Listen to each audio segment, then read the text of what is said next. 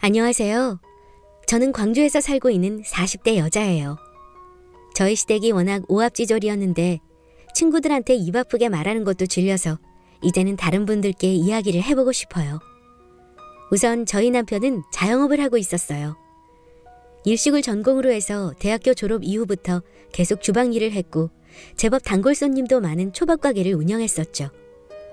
저도 그런 남편의 가게에 단골 손님이었고 혼자서 밥을 먹으러 자주 가다 보니 남편과 친분이 쌓이게 되었죠. 남편이 가게를 혼자서 운영하다 보니 더 그랬던 것 같아요. 30 초반에 만나서 둘 다 30 중반이 되었을 때 결혼을 하게 되었어요. 제가 직업이 산부인과 전문이다 보니 자리를 잡느라 늦어졌죠.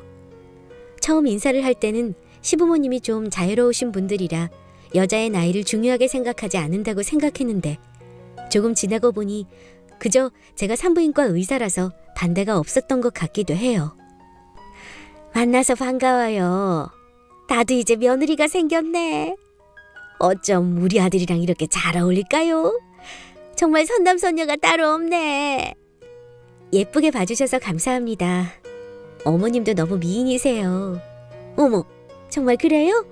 안 그래도 얼마 전에 보톡스 싹 맞았거든요. 역시 여자는 관리를 해야 해. 우리 예비 며느님도 의사니까 피부과 선생님들 많이 알겠다. 네?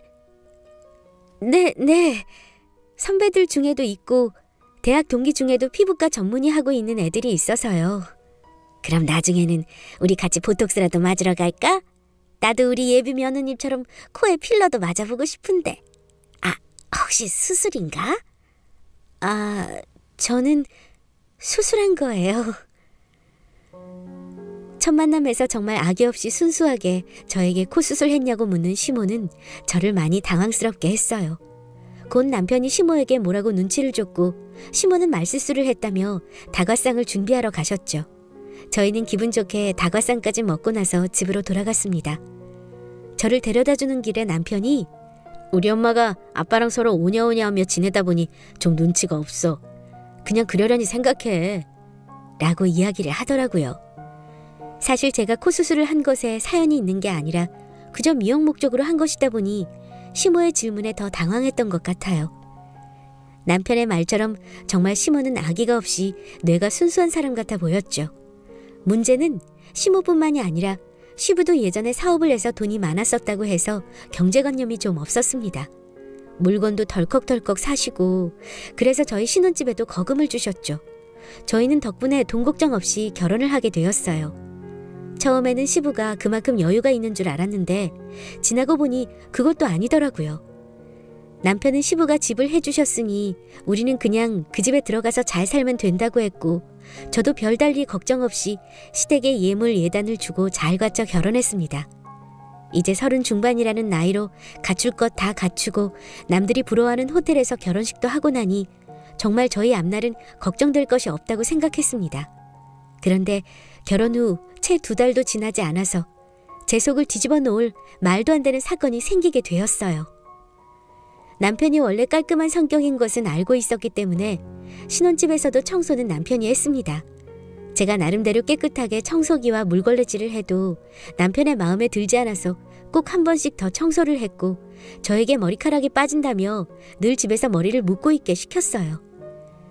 그런 것들은 남편이 나서서 하기도 하고 제가 배려해서 맞춰가면 되는 부분이다 보니 불편해도 참고 지냈어요. 남편이 샤워를 하면 꼭 1시간 이상씩 하는데 그날따라 제가 배가 너무 아팠고 남편에게 좀 빨리 씻어달라고 이야기를 했어요. 그래서 원래 1시간씩 씻던 남편이 그날은 40분 정도 샤워를 했고 저는 화장실로 급히 들어가서 볼일을 보고 나왔어요. 그런데 남편은 다시 샤워를 하러 가서는 1시간이 넘도록 씻는 게 아니겠어요? 워낙 깨끗한 사람이니 내심 덜 씻고 나와서 찝찝한가 보다 생각을 하고 침대에 누워 있었는데 씻고 나온 남편이 갑작스럽게 저에게 화를 내기 시작했어요. 화장실이 그렇게 급하면 밖에 가서 경비실 화장실을 쓰면 되지. 꼭 그렇게 해야 해? 뭐? 오늘 엘리베이터 점검 중인 거 몰라? 내가 13층에서 1층까지 어떻게 내려가? 당신이 좀 빨리 씻고 나오면 될 것을. 당신 때문에 내 루틴이 다 깨졌잖아. 그리고 내가 계속 참고 치우고 살려고 했는데 당신 이렇게 더러워서 병원에서 일은 어떻게 해? 수술하기 전에 소독은 제대로 하는 거야? 무슨 말이야? 내가 더럽다니. 당신이 지나간 자리를 봐. 내가 말 안 하고 참고 살려고 했는데 정말 안 되겠어서 하는 말이야. 내가 당신한테 청소하라고는 안 하잖아. 깨끗하게 좀 쓰자는데 그게 그렇게 힘들어? 매일 퇴근하고 와서 집 청소하는 사람 생각을 안 해? 입고 온 옷은 무조건 현관에 다 벗어서 들어오라고 했는데 꼭 그렇게 작은 방까지 더러운 걸 옮기잖아. 내가 당신한테 언젠가 말하려고 했는데 그거 결벽증이야. 누가 집에 들어오면 현관에서 옷을 다 벗고 들어와. 내가 더러운 게 아니라 당신이 유독 심한 거라고. 그래, 내가 그럴 수 있지만 우리 결혼까지 했으면 서로 맞춰서 살아야 하는 거 아니야?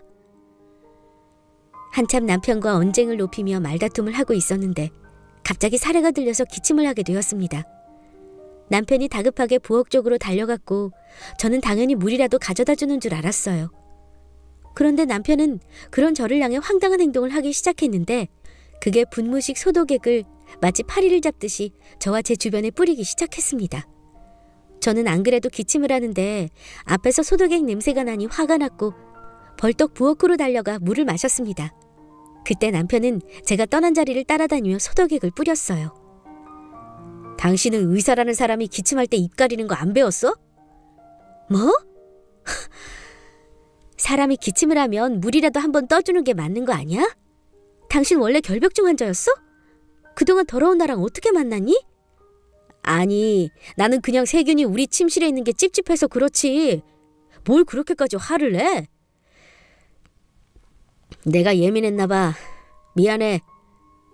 내가 주방에서 생선을 자주 만지다 보니 유독 세균에 민감하네. 직업병이라고 생각하고 당신도 좀 이해해줘. 그래, 나도 조심할 테니까 당신도 너무 예민하게 하지 마. 결벽증도 강박증의 일종이라서 심하면 치료까지 받아야 해. 그리고 예전엔 혼자 살았을지 몰라도 지금은 나랑 같이 사니까 당신도 좀 배려해주길 바라.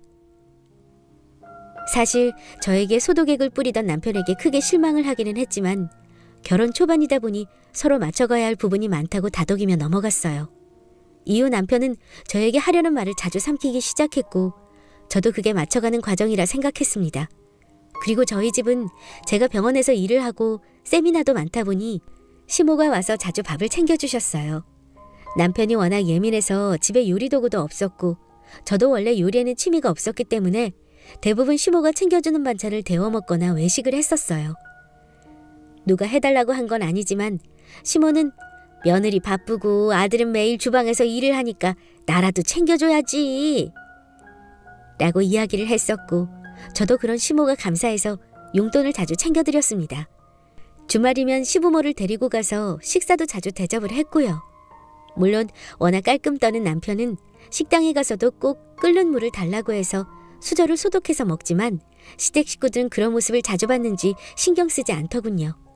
여보, 우리 애들이랑 이렇게 나오니까 좋은데 온 김에 백화점 들러서 애들 옷이나 좀 사줄까?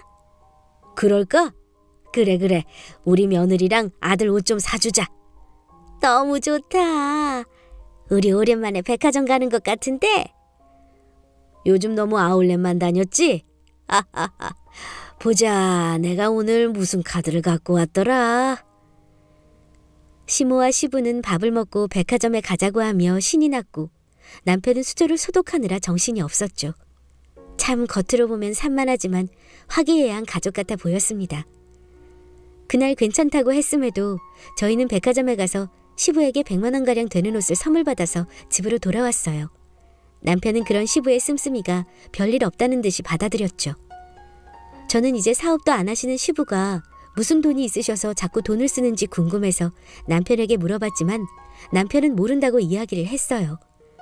뭘 해서 돈을 버시는지는 모르지만 한 달에 한두 번은 시모와 함께 이름 있는 식당에 가서 밥도 먹고 여행도 자주 다닌다고 하더라고요. 그때는 뭘 해서라도 돈을 버시나 보다 생각을 했고 그게 부동산이나 주식 투자가 아닐까라고 단순히 생각했어요. 시댁이 저희에게 경제적으로 지원을 많이 해주셔서 저도 시댁에 선물을 자주 했었어요. 시부모님 생신날이면 명품 핸드백이나 고급 정장 같은 것들을 선물해드렸고 물론 경제적으로 부담이 되는 부분이 없지는 않았지만 받은 것들이 있다 보니 돌이라고 생각을 했어요. 워낙 비싼 물건을 좋아하는 시부모님이다 보니 한 번 사드리고 그 다음번에 안 사드렸더니 저에게 면박을 주기 시작했고 이후부터는 그냥 당연하게 그렇게 사드리게 되었네요. 이후 3년이라는 시간이 지났습니다. 물론 남편의 결벽증은 조금도 고쳐지지 않아서 제가 포기를 하고 살고 있었죠. 퇴근 후 집에 들어가서 현관에서 모든 옷을 벗어서 커다란 봉지에 담았고 속옷만 입은 채 화장실에서 샤워를 했고 입은 옷은 그날 바로 세탁을 해야 했습니다. 주방은 여전히 기껏해야 컵라면이나 먹는 공간이었고 요리는 주방이 더러워진다고 꿈도 못 꿨죠. 제가 이 정도로 노력을 하다 보니 남편도 제가 마음에 들지 않더라도 큰 소리는 내지 않았고 그렇게 불안한 줄타기 같은 나날이 이어졌습니다. 그러다 남편이 가게를 하던 자리가 재개발되면서 다른 곳으로 이전을 하게 되었는데 이전 이후 장사가 예전만큼 되지 않아서 결국 폐업까지 하게 되었고 그 이후 남편은 집에서 쉬게 되었어요. 퇴직 이후 남편은 의욕을 상실한 사람처럼 집에 있었고 저는 그런 남편에게 작은 도움이라도 되고자 여러 방면으로 도움을 주고 싶었습니다. 그러다 저희 병원에 자주 오는 환자분의 남편분이 부동산을 한다는 걸 알게 되었고 남편이 새로운 시작을 할 수 있도록 도와주고 싶었죠. 저는 남편을 데리고 그 부동산에 찾아가 보게 되었고 새로이 장사를 할 수 있는 자리를 알아보고 있었어요. 여기는 주차 공간은 따로 없나요? 여기는 입지가 좋은 만큼 주차 공간은 별도로 없고 앞쪽으로 버스 정류장이 있어요. 아무래도 저희 남편 가게는 직장인분들이 많이 찾기도 하시고 데이트하러 오시는 분들이 많아서 주차 자리는 있어야 할 것 같아요. 그래서 여기 말고 다른 곳도 제가 생각해둔 곳이 있는데 같이 이동하시면서 설명해 드릴게요.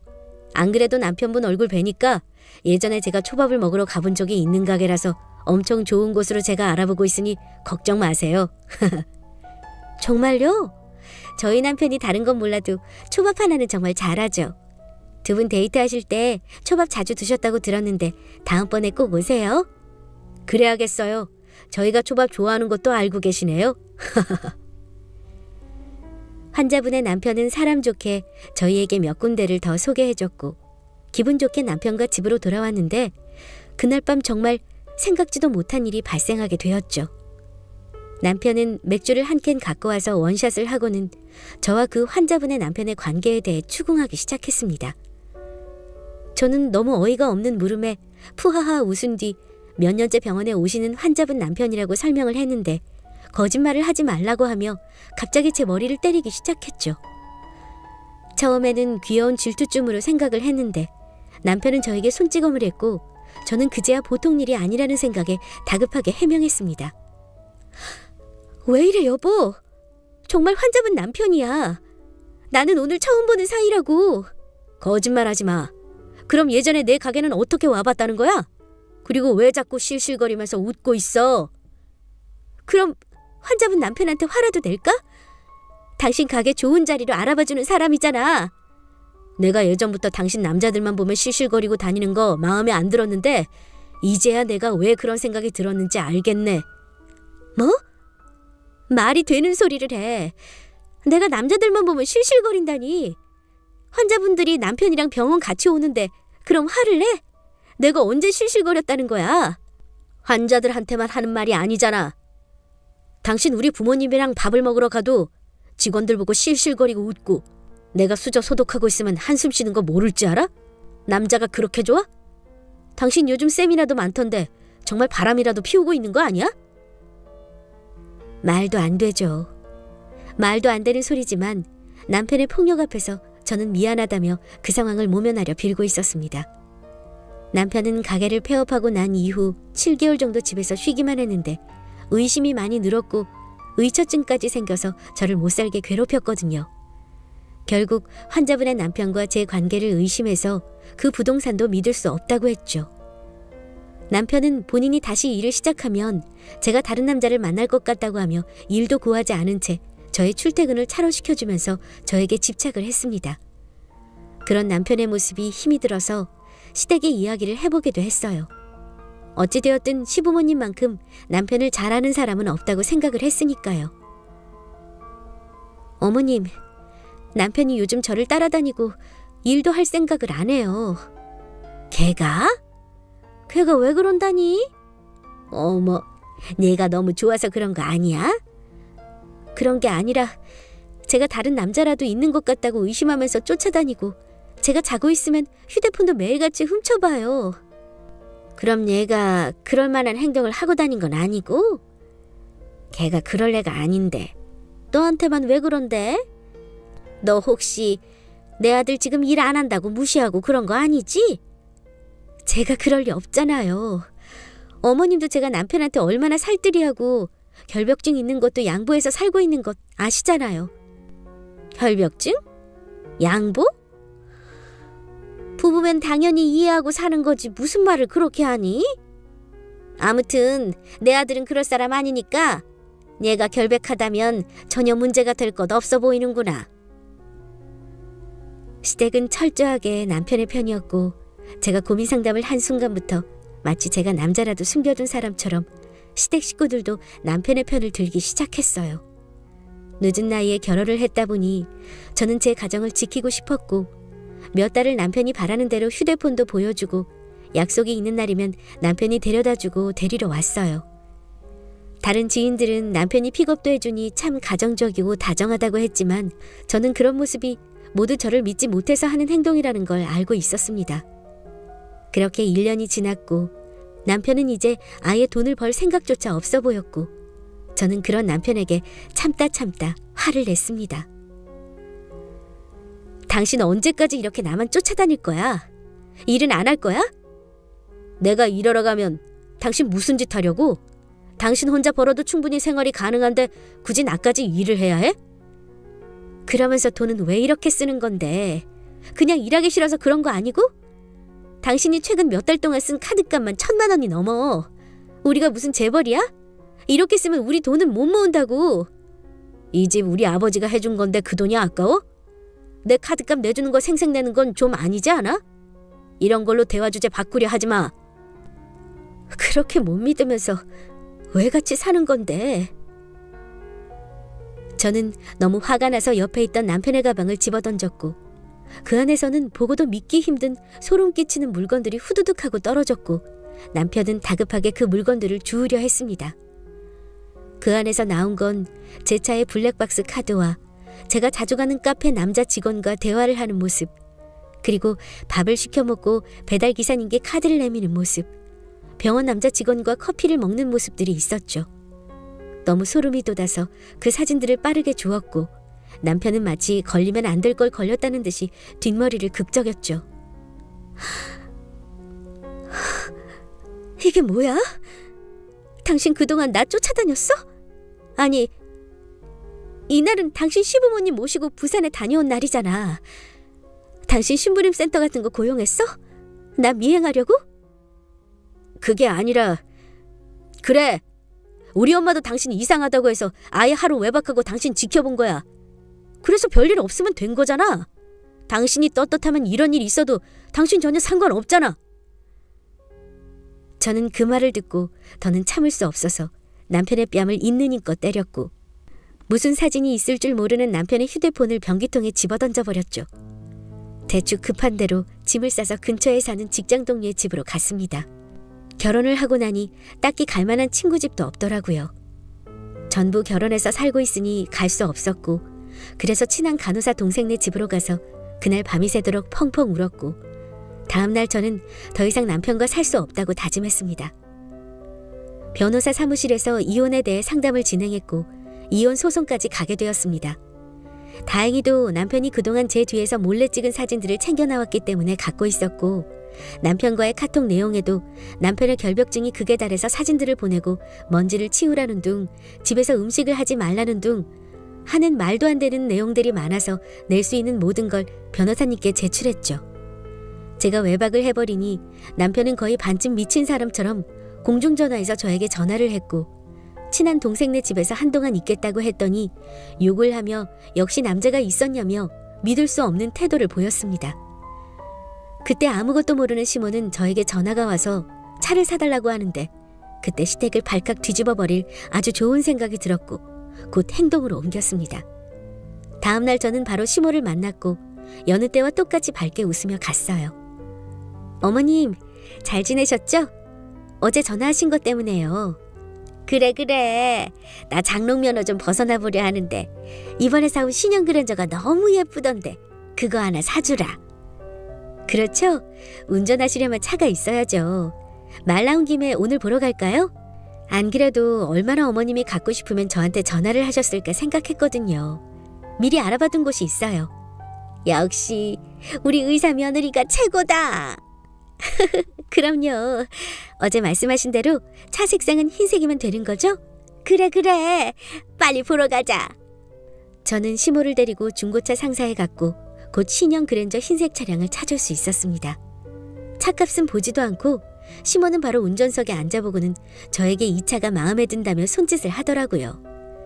그 모습이 너무 웃겨서 실소가 나올 뻔했지만 참고는 시모에게 서리봉투와 한 장의 카드를 쥐어줬어요. 어머님 차니까 그래도 어머님이 긁어보는 게 더 의미 있지 않겠어요? 제가 그동안 너무 어머님께 감사한 마음을 못 전한 것 같아요. 이제 이 카드 편히 쓰시면서 지내세요. 저한테 안 돌려주셔도 돼요. 시모는 카드를 받자마자 그 직원에게 가서 신나게 3,800만 원이나 되는 걸 긁어버렸습니다. 그리고 가족관계 서류와 남편의 신분증이 든 봉투를 직원에게 건네주고는 직원이 하는 말은 듣지도 않고 내내거리며 차를 구경했죠. 그리고는 곧장 드라이브 겸 백화점에 가야겠다며 가버렸어요. 그제서야 저는 배를 잡고 웃고 집으로 돌아왔습니다. 그리고 시모와 남편이 저에게 전화가 미친 듯이 오기 시작한 건 그 이후 일주일이나 지나서였습니다. 아마 연휴가 있어서 휴대폰을 바로 고칠 수 없었기 때문에 카드를 긁고 난 이후로도 문자를 확인할 수 없었던 것 같습니다. 휴대폰을 수리하고 문자를 확인하니 말도 안 되는 금액의 카드가 긁혀 있으니 놀라서 전화가 온 것이겠죠. 여보세요? 야, 이게 무슨 일이야? 이건 내 아들 카드니? 이제 하셨어요? 왜요? 제가 정말로 그 차를 사주는 줄 아셨어요? 결벽증에 의처증까지 있는 아버님 아들이랑 저 이혼 소송 중이에요. 어머님이 직접 가족관계 증명서랑 남편 신분증까지 중고차 상사에 주고 카드도 직접 긁고 서명까지 하셨잖아요. 그러길래 왜 꼼꼼히 확인도 안 하고 돈을 쓰셨어요? 설마 카드도 일시불로 긁으신 건 아니시죠? 다음 달에 일도 안 하는 어머님 아들이 카드값 갚으려면 애 좀 먹겠네요. 뭐? 이혼이라니? 그게 무슨 말이냐? 그리고 분명히 카드에 정민이라고 적혀 있었는데 아니 너는 의사라서 돈도 많이 벌면서 시험이 차 한 대를 못 사줘? 어머님, 그거 정민이가 아니라 경민이라고 적혀 있는 거고 윤경민 씨 본인 카드예요. 주제도 모르고 돈을 얼마나 써대는지 카드 몇 개 뺏은 걸 이렇게 쓰게 될 줄은 몰랐네요. 그리고 돈 잘 버는 의사만 뭐예요? 남편이랑 시댁이 돈을 작작 써야 모이죠. 결혼하고 마이너스 안 찍은 게 다행일 정도예요. 저는 그렇게 말하고 전화를 끊어버렸습니다. 시모가 카드를 착각할 만했던 이유가 제 이름은 정민이고 남편의 이름은 경민이에요. 이게 글씨를 날려서 쓰다 보면 이름이 비슷하게 보이기도 하다 보니 시모는 카드를 보고서도 제 카드라고 생각을 했나 봐요. 그리고 저는 남편과 이혼을 했는데 이혼을 하고 나서가 더 대박이었어요. 제가 처음에 시댁이 오합지졸이라고 말씀드렸죠? 시모가 산 차의 대금을 얼마 뒤 시부가 현금으로 갚았다고 건너서 듣기는 했어요. 시부가 어떻게 해결을 해줬다고 하니 저는 개인적으로 시모와 남편에게 한 방을 날리지 못해서 아쉬웠는데 그 이후 남편에게 온 전화가 정말 배꼽이 빠지게 웃겼어요. 여보, 혹시 7천만 원 정도만 빌려줄 수 없어? 당신 제정신이야? 우리 이혼한 거 잊었어? 내가 일도 안 하는 당신한테 왜 돈을 빌려줘? 이게 다 당신 때문이니까 그렇잖아. 당신이 엄마한테 사준 차값을 아버지가 집 담보 대출로 갚았는데 그 돈을 못 갚아서 지금 압류 들어가게 생겼어. 한 번만 도와줘. 뭐? 아버님 재산 많으신 거 아니었어? 씀씀이도 크신데 그 돈 때문에 압류라는 게 말이 돼? 아버지가 사실은 다 대출로 생활을 하고 있으셨더라고. 집을 담보로 잡고. 내가 지금 그것 때문에 머리가 터질 것 같아. 우리 부모님이 그래도 당신 많이 챙겼잖아. 그러니까 좀 도와주면 안 돼? 이혼까지 했는데 그게 무슨 소용이야. 아버지 돈 믿고 설치더니 당신 씀씀이 보니 안 봐도 뻔하네. 빚이 얼마나 있는지 모르겠지만 버티지 말고 빨리 파산 신청이나 하는 게 나을 거야. 같이 살았던 사람으로서 하는 마지막 조언이야. 저는 전화를 끊고 얼마나 웃었는지 몰라요. 남편이 무슨 돈이라도 맡겨둔 것처럼 일만 생기면 시부에게 돈을 받아서 쓰곤 했었는데 그게 전부 집담보 대출이었다니.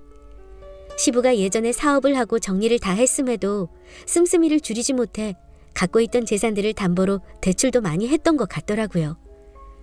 곧 길바닥에 나앉을 시댁 식구들을 보니 얼마나 웃기던지. 그러길래 처음부터 제가 하자는 대로 다른 곳에 새로 장사나 시작하고 열심히 살았으면 될 것을 왜 사람을 못 믿고 괴롭혀서 이 사단을 만들었는지 이해가 안 되었죠. 지금은 이혼 후 몇 년이 흘러서 저는 화려한 싱글 인생을 살고 있습니다. 돈을 막 쓰는 사람도 없고 집에서 밥도 해먹고 귀찮으면 종종 설거지도 미루기도 해요. 이제야 집에 사람 사는 냄새도 나는 것 같고 저를 위해 취미생활도 할 수 있어서 좋더라고요. 짧다면 짧은 결혼 생활이었지만 그런 시간들이 다 지나온 지금에야 너무나 여유롭고 자유로운 인생을 즐기고 있습니다. 아마 제가 재혼을 하게 될지 어떨지는 모르겠지만 적어도 전 남편과 시댁처럼 아나무인하고 정신병이 있는 사람이랑은 절대로 다시는 엮이는 일이 없었으면 해요. 전 남편은 그 이후로 공사판에서 일을 하고 있다는 소식은 전해 들었는데 결벽증이 있던 사람이 어떻게 그런 환경에서 일을 할 수 있나 싶어서 저도 신기하네요. 역시 사람은 돈이 있어야 적당히 하기 싫은 일을 안 하며 살 수 있는 것 같기도 합니다. 제 이야기 들어주셔서 감사해요. 혹시 저희 시댁처럼 멍청한 시댁이 있다면 빨리 도망치시기를 바라요.